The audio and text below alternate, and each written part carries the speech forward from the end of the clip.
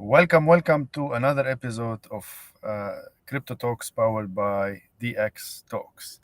This week is very exciting. I think there's a lot of updates. What's happening in the market, what's happening in the news, what's happening in SEC, the movement of Bitcoin, and other things will follow. So, as usual, we will be with Tay in a few seconds. We're more than happy for our 182nd episode and more to come. So, with that, as always, a round of news and then we'll check on Tay quickly. So, season 8, episode 182. Don't forget, as usual, the fraud.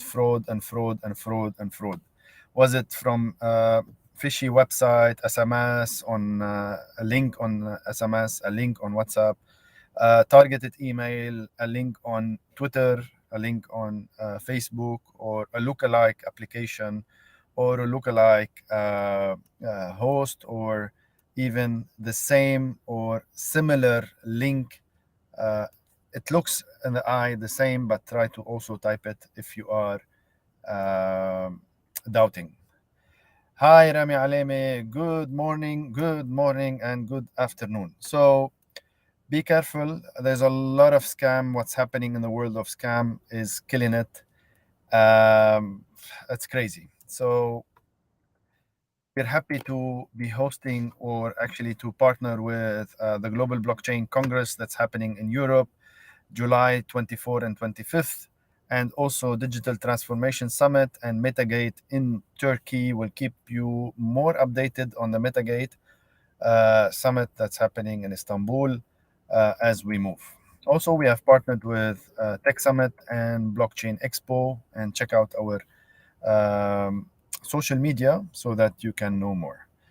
So let's say hi to Tay and check on Tay in the last week. How are you, Tay? How's everything?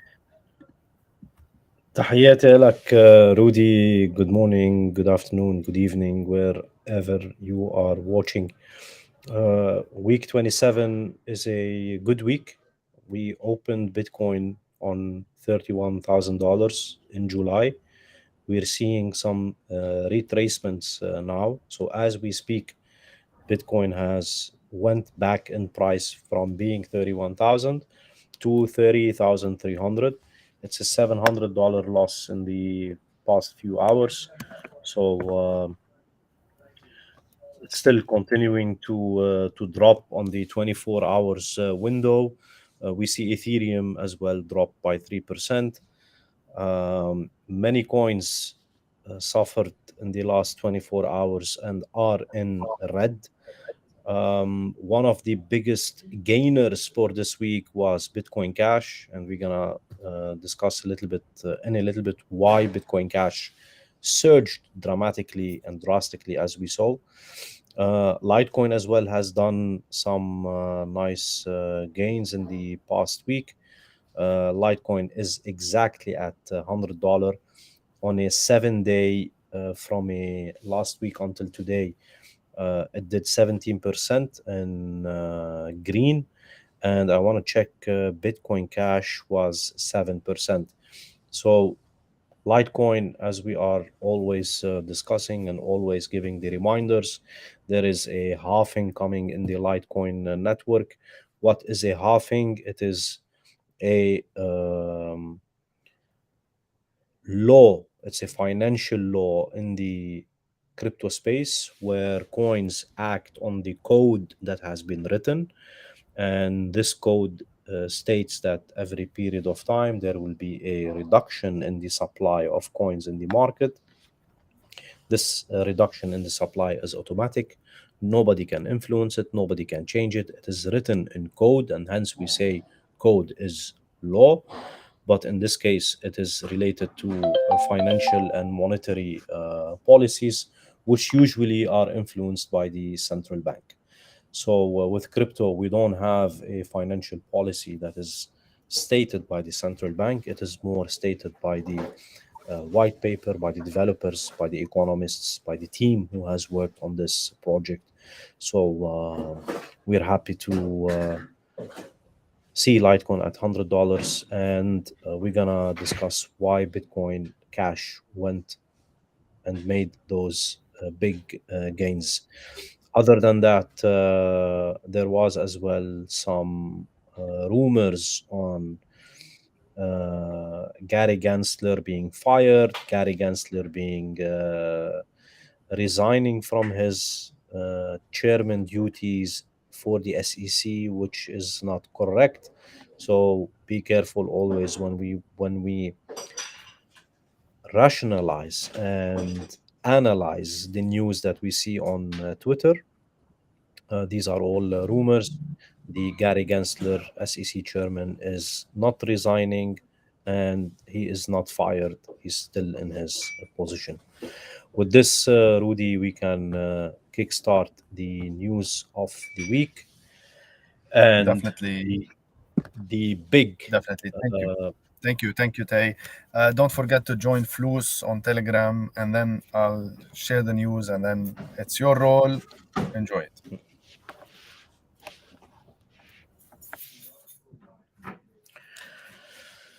تحياتنا another time. Welcome everyone who is watching Crypto Talks week 27. There has been a surge in the Bitcoin Cash prices. Bitcoin Cash is a fork of Bitcoin Network led by one of Bitcoin's prominent supporters and investors and early adopters, Roger Ver. Roger Ver is the guy or is the man behind Bitcoin Cash, which rallied back to breakneck in the earliest time when we had Fidelity, we had Charles Schwab, and we had Citadel Securities announcing their EDX markets. This was at the same time where BCH was being one of the only four coins available for trading on the exchange. So since that event, we've seen Bitcoin Cash jumping 30% and making a 14-month all-time high at $320.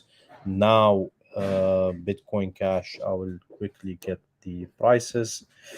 It is trading at $251. It is as well important to note that EDX markets, they offer BCH or Bitcoin Cash, Bitcoin, ETH or Ethereum, and LTC for Litecoin. This was a sign of confidence that Litecoin and Bitcoin Cash, derivatives of Bitcoin, were not securities, and there is some interest, although it is not substantial, but still there is interest from such big players like Citadel Securities, Charles Schwab, and Fidelity. Next news that happened and was important to stop at for this week came out from Thailand. And with this, before we cover that, with the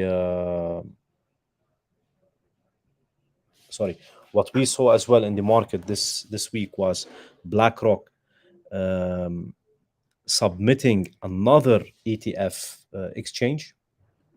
So last week, when the first Bitcoin rally happened, everybody was looking at basically BlackRock and how are they filing their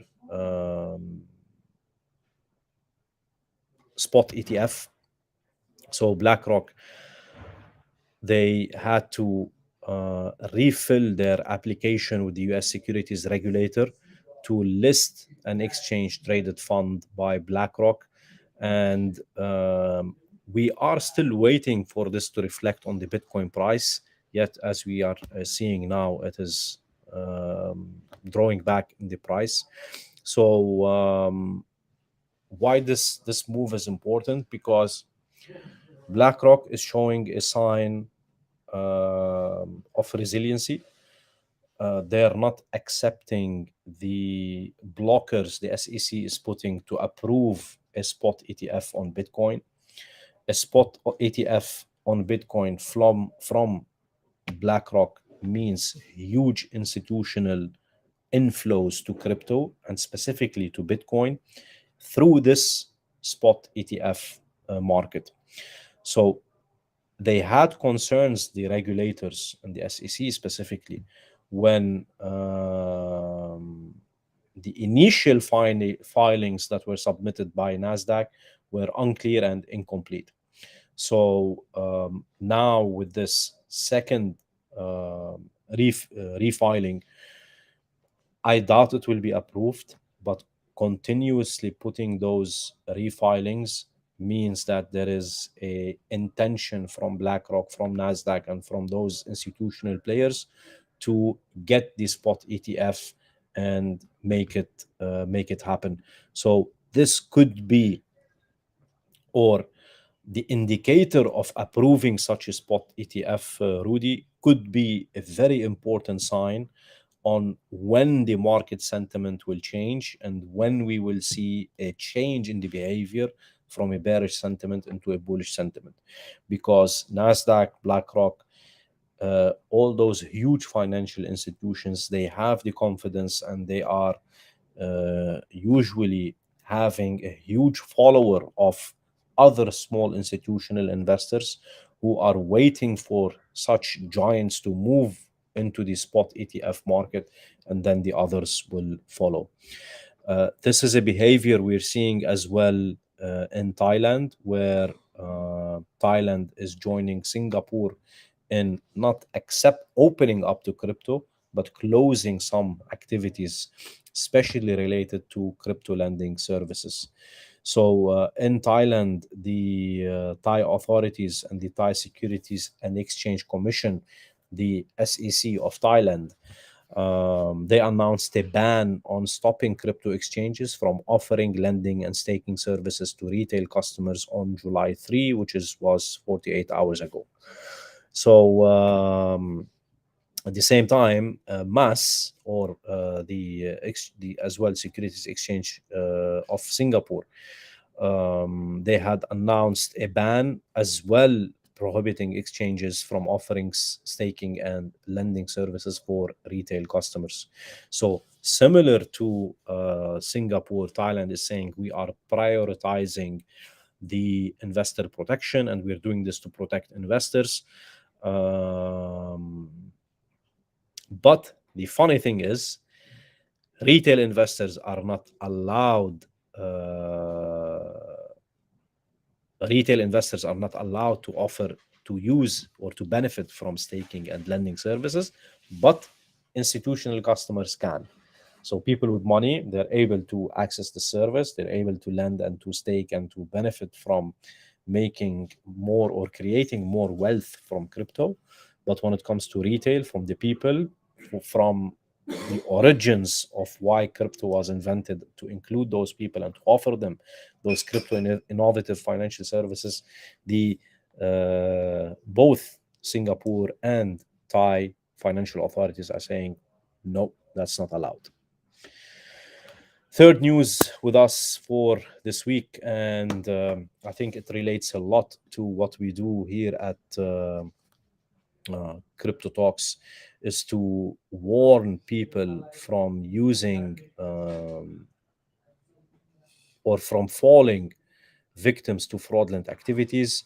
There was a nice article done by Cointelegraph, and it is more of an interview with the chief security officer from Binance that is pointing out, since 2017 there has been more attacks on exchanges to either collect data or steal data or simply hack the exchange in order to access customer funds. So there is three ways that we can access customer funds on an exchange: either by hacking the exchange, or by pretending to be that person and collecting his money, or simply by forcing that person himself to withdraw the money on the hacker's account. When you're forcing, this is going under phishing. So you are sometimes you fall a victim to a phishing attack, which hijacks your data, and the hijacker is asking for a ransom, or through phishing as well, he's able or they're able to take your data and pretend to be you and access your account. But there is as well a new type of threat that the Binance chief security officer was talking about, which we call data refiners. So on Twitter, there's a lot of information, a lot of accounts of people that are associated with crypto. And how do we know they're associated with crypto? Simply because they either follow Twitter accounts, or they say, hey, I'm buying this coin, or I'm registered in this airdrop, or and using bots and using scripts, data engineers are able to collect and scrap Twitter for such information and refine it in a way where, based on the tweets, they can actually find out which one is crypto related or not, and if it's crypto related, which exchange it is related to. So by matching the email to the exchange, to the data, to the amounts that we're talking about, then I can have a full view on, for example, Rudy has money on Binance, so I can hack his email, claim his two-factor authentication, and access his account. So as much as hackers are trying to take control over accounts, exchanges are as well upping their security level. But still, this is uh, uh, this is just a cat and mouse game, and it is never there's no end goal in it. Hackers will always, and fishers will always try to improve their tools and their services, and exchanges will always improve their security. So how would a simple phishing message look like?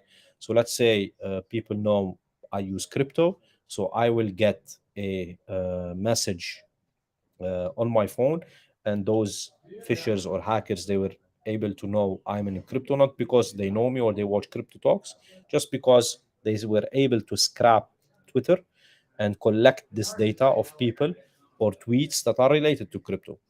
Many times I tweet about crypto, so my data could be registered there, and assume that I revealed that I'm using exchange X like Binance, KuCoin, or whatever, then I can get an SMS saying, hey, Tay, we detected someone withdrew $5,000 from your account.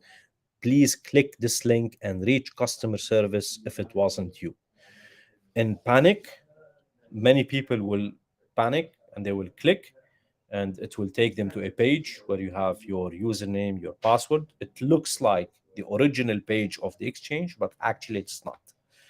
Once you're putting your information there, what actually you're doing is you're handing over your password and your username to this group of people. Once they have it, they were able to enter it, they were able to access your account, change your email, change your password, and they have full control over your money. Um, they're able to get away with it, unfortunately, um, but again, there is many ways where we can avoid it.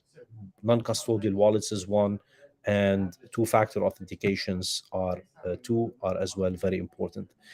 Last piece of news for us, and this is from Europe. We're talking about the 9 key steps for ensuring compliance with incoming MiCA regulations. Crypto companies that are operating in the European Union today, they must begin to work on complying with MiCA and assessing how it might affect their global operations. MiCA is a legislation, is a law that was envisioned, and it started as an idea in 2018, and today in May 2023 it became a landmark in the crypto assets markets as a legislation into the law, where crypto businesses operating in the EU, they have to comply with a wide range of guidance and regulations.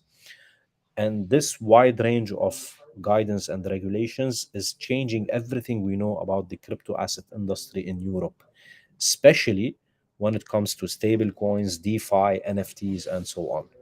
So, according to Cointelegraph, there are 9 ways where, or 9 key steps to ensure compliance. Compliance over what? I would like to talk maybe more on that. So, for example, if I have a non custodial wallet and I want to send money to my crypto account, Binance, first, the company that I'm interacting with should have a local license. So if I'm in the Netherlands and I want to send money from my Trust wallet to my Binance account, then Binance should have a local license. Binance not having a local license or not having an approved local license, this means Binance will leave the Netherlands, which has happened. So my other option is to look into a local regulated low crypto platform. We have in the Netherlands Bitvavo, we have Coinmerce, we have Bitonic. There are a plethora of options. When I'm sending money from my non-custodial wallet to this local platform, the local platform will ask me, take a screenshot of your non-custodial wallet and prove that you have control and ownership. This is called the travel rule.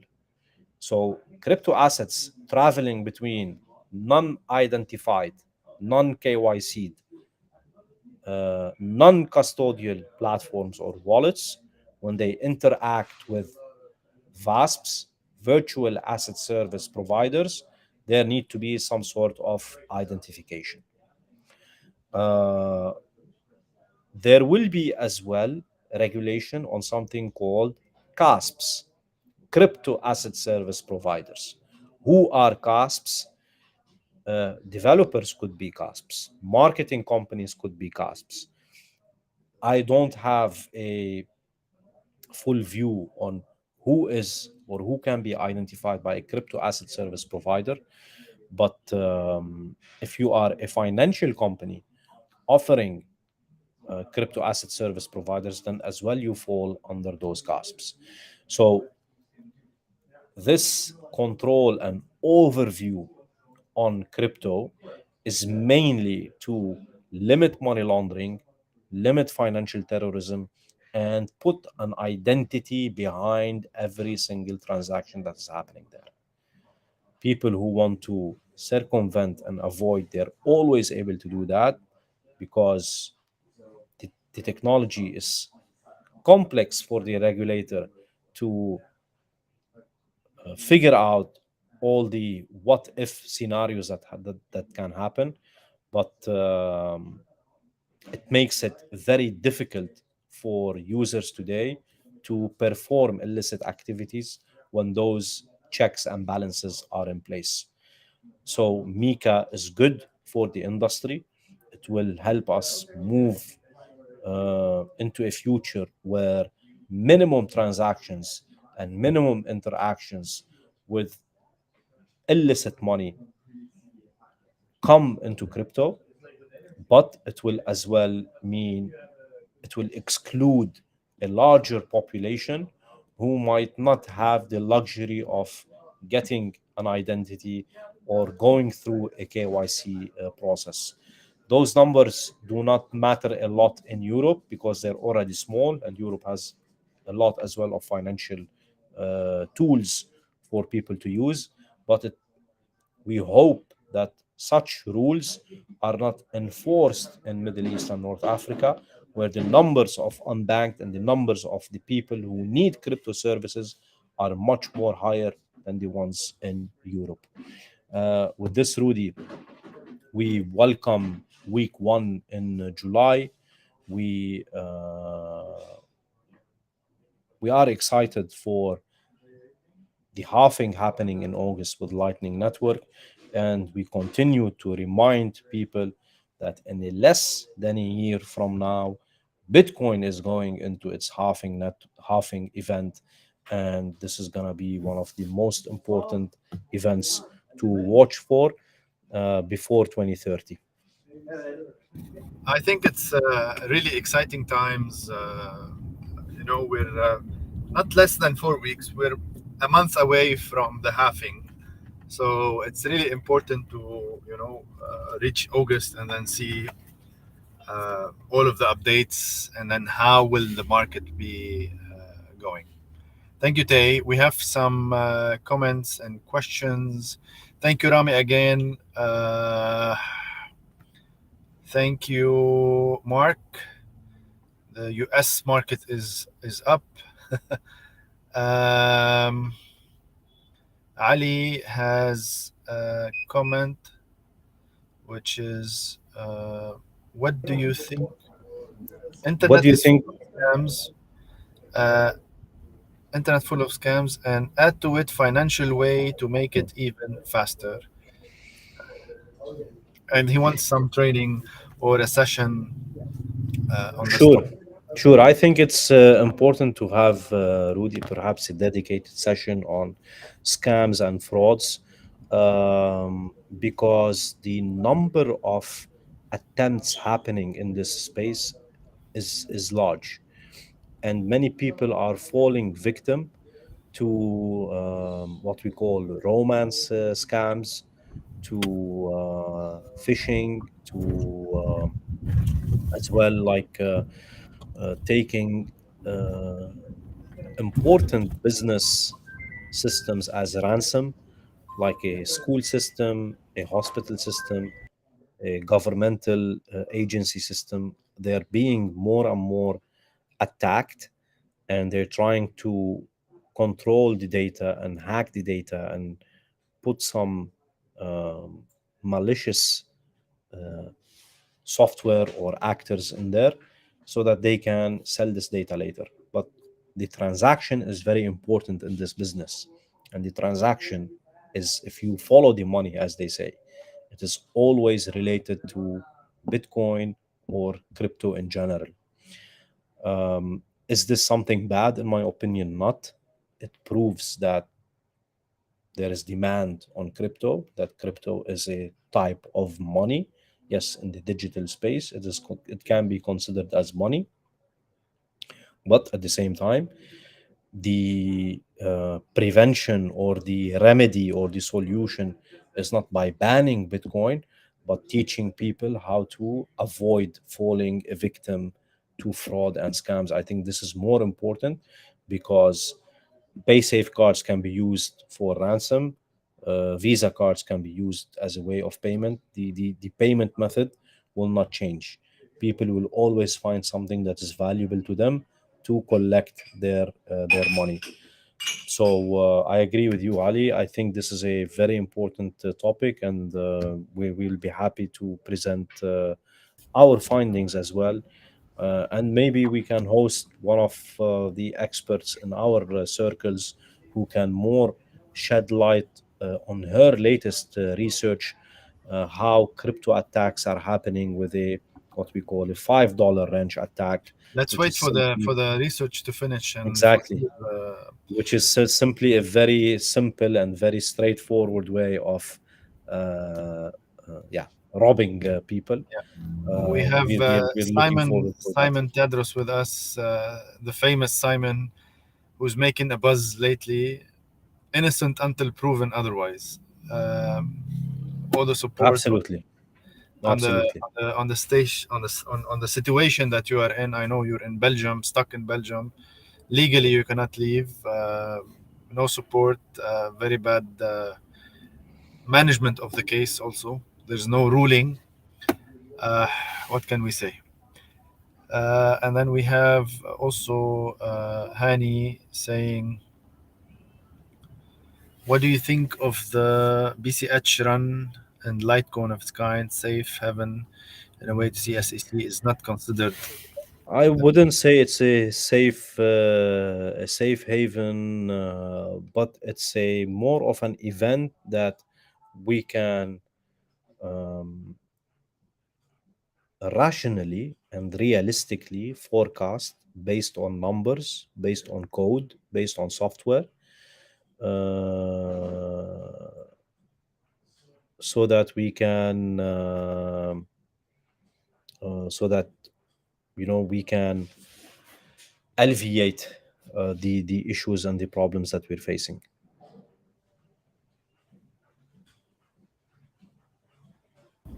Great. I think that's it. I don't know if there's anything else you can see, Tay, from your side. No, not from my side. I think everyone should, as you mentioned, Rudy, take a look at uh, Simon's story. It matters for us not only because he's from our community in Lebanon, but it's important as well as a lesson for everyone in the crypto space to be careful. And when bad actors want to do harm, usually they come from the most unexpected places. In the case of Simon, it was the Belgian courts and the Belgian government. They're known for their slow traction when it comes to legal issues. But in the case of Simon or Simon, there is on chain evidence that can be used to prove his innocence. Yet, the lawmaker or the regulator is not that educated in order to take such a guess or such a step. So, from me personally, Simon, I send you all my regards. Simon was one of the early adopters of Bitcoin in Lebanon. He helped a lot of us exchange our local currency into crypto. Um, I think you deserve a hero's welcome back home, and inshallah, soon you will be back home.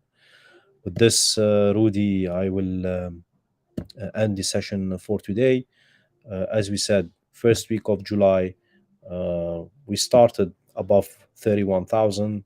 Very good sign, very good indicator.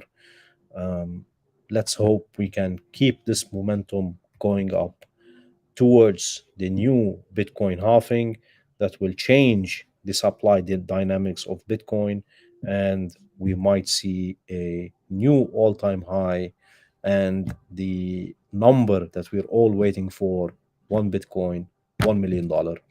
With this, Rudy, I wish you a lovely evening. تحياتي للجميع, and see you next time. Thank you, Tay, and see you next week. Have a good one.